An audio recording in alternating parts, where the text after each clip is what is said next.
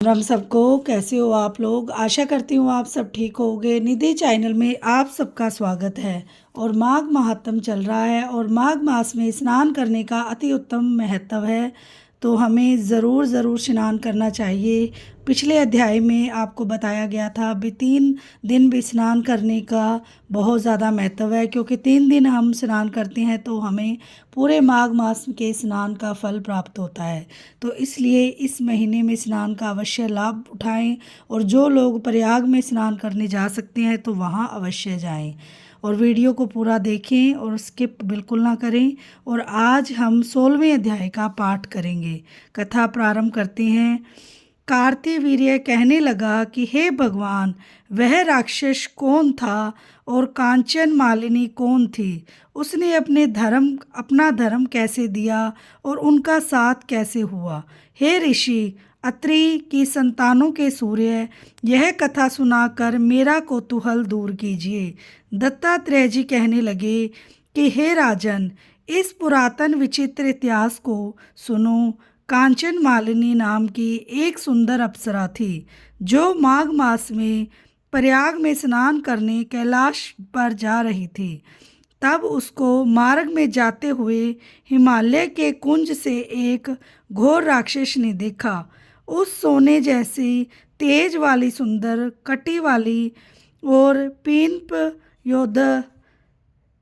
पयोधर वाली सुंदर अप्सरा को देखकर सब राक्षस ने कहा कि हे सुंदरी, तुम कौन हो और कहाँ से आ रही हो? तुम्हारे वस्त्र और वेणी भीगी हुई क्यों है? तुम आकाश मार्ग से कहाँ जाती हो और किस पुण्य के प्रताप से तुम्हारा शरीर ऐसा तेजस्वी और रूप ऐसा मनोहर है? तुम्हारे गीले वस्त्र से मेरे मस्तक पर गिरे हुए एक बूंद जल से मेरे क्रूर मन को एकदम शांति प्राप्त हो गई है। इसका क्या कारण है? इस जल की क्या महिमा है? तुम बड़ी शीलवती प्रतीत होती हो, इसका कारण मुझसे कहिए। अप्सरा ने कहा कि हे राक्षस, सुनो, मैं काम रूपिणी अप्सरा हूँ। मैं प्रयाग में संगम में स्नान करके आ रही हूँ, इसी से मेरे वस्त्र भीगे हैं। अब कैलाश पर जा रही हूँ, जहाँ पर श्री शिव निवास करते हैं। त्रिवेणी के जल से मेरी सब क्रूरता दूर हो गई है, जिसके पुण्य के प्रभाव से मैं इतनी सुंदर और पार्वती जी की प्रिय सखी हुई। सो आश्चर्य देने वाला उदाहरण मुझसे ब्रह्मा जी ने कहा था। सो सुनो, मैं कलिंग देश के राजा की वेश्या थी। रूप लावण्य और सुंदरता में अपूर्व थी। मेरी सुंदरता पर सारा नगर मोहित था और मैंने अनेकों प्रकार के भोग भोगे। अनेक प्रकार के वस्त्र और आभूषणों की घर में कोई कमी नहीं थी। कई कामी पुरुष आपस में स्पर्धा ही से मृत्यु को प्राप्त हो गए। इस तरह उस नगर में बड़ी सुंदरता से यौवन व्यतीत हुआ और मैं वृद्धावस्था को प्राप्त हो गई। तब मेरे मन में विचार उत्पन्न हुआ कि मैंने अपनी सारी आयु पापों में ही व्यतीत कर दी। धर्म का कोई कार्य, दान, तप, यज्ञ आदि नहीं किया। शिव या दुर्गा जी की आराधना नहीं की, न ही कभी भगवान विष्णु का पूजन किया। इस प्रकार अशांत चित्त से मैंने एक ब्राह्मण की शरण ली, जो वेदों का ज्ञाता और ब्रह्मनिष्ठ था। मैंने उनसे पूछा कि मेरा निस्तार किस प्रकार हो सकता है। महाराज, साधु सज्जन अच्छे और बुरे सभी पर दया करते हैं, इसीलिए मुझ दीन पर भी कृपा करके मुझे कीचड़ में डूबी हुई को पकड़कर उभारिए। क्षीर सागर क्या हंस को ही दूध देता है, भक्त को बतख को नहीं देता है। तब वह ब्राह्मण राजा को पुरोहित इन सब बातों को सुनकर मुझ पर दया करके कहने लगा कि तू ब्रह्मा के क्षेत्र में जाकर माघ मास में त्रिवेणी संगम में स्नान कर, परंतु मन में अशुभ क्रिया का विचार नहीं करना। पापों के नाश के लिए महर्षियों ने तीर्थ स्थान से अधिक और कोई प्रायश्चित नहीं बतलाया। प्रयाग में स्नान करने से ही तू अवश्य पवित्र होकर स्वर्ग को जाएगी। हे भामिनी, पुराने समय में गौतम ऋषि की स्त्री को देखकर इंद्र ने काम के वशीभूत होकर कपट वेश से उससे भोग किया।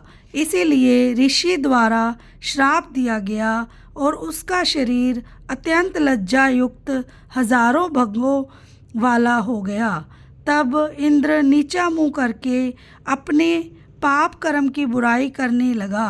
मेरु पर्वत के शिखर पर स्वच्छ जल वाले सरोवर पर एक स्वर्ण कमल से भरे हुए कटोरे में घुस गया और अपने आप को धिक्कारता हुआ कामदेव की बुराई करने लगा। और यह सब पापों का मूल है। इसके ही वशीभूत होकर मनुष्य नरक में जाते हैं और अपनी धर्म, कीर्ति, यश और धैर्य का नाश करते हैं। इंद्र ऐसा सोच रहा था, सो इंद्र के बिना सारा देवलोक शोभाहीन हो गया। तब देवता, गंधर्व, किन्नर, लोकपाल इंद्राणी के सहित बृहस्पति जी से जाकर पूछने लगे कि महाराजा, इंद्र के न रहने से स्वर्ग ऐसा शोभाहीन हो गया है जैसे सतपुत्र के बिना श्रेष्ठ कुल। इसीलिए स्वर्ग की शोभा के लिए कोई क्रिया सोचिए। इस विषय में देर नहीं करनी चाहिए। तब बृहस्पति जी कहने लगे कि इंद्र के बिना सोचे विचारे कर्म किया है, उसका फल भोग रहा है, सो वह कहाँ है? मैं सब जानता हूँ। फिर गुरु जी ने सबको साथ लेकर स्वर्ण कमलों से युक्त बड़े सरोवर में इंद्र को देखा, जिसका मुख मलिन और आंखें बंद थी। तब इंद्र ने बृहस्पति जी के चरणों को पकड़कर कहा कि इस पाप से उद्धार करके आप मेरी रक्षा कीजिए। तब बृहस्पति जी ने इंद्र से कहा कि प्रयाग में स्नान करने से ही तुम पाप मुक्त हो जाओगे। तब इंद्र सहित सब ने प्रयाग में जाकर संगम में स्नान किया और त्रिवेणी स्नान से इंद्र पाप मुक्त हो गए। तब बृहस्पति जी ने इंद्र को वरदान दिया कि तुम्हारे शरीर में जितने भाग हैं सब नेत्र हो जाए। तब इंद्र ब्राह्मण के वर से हजारों नेत्रों से ऐसा सुशोभित हुआ जैसे मानसरोवर में कमल शोभ्यमान हो। बोलो श्री विष्णु भगवान की जय हो। आशा करती हूँ आपको मेरी कथा पसंद आई होगी और वीडियो को लाइक, चैनल को सब्सक्राइब करे बिना बिल्कुल ना जाइए और बेल आइकन को ज़रूर प्रेस कीजिए ताकि मेरी वीडियो की नोटिफिकेशन आपके पास सबसे पहले पहुँच जाए। और कथा के अंत में हम थोड़ा सा कीर्तन ज़रूर करेंगे।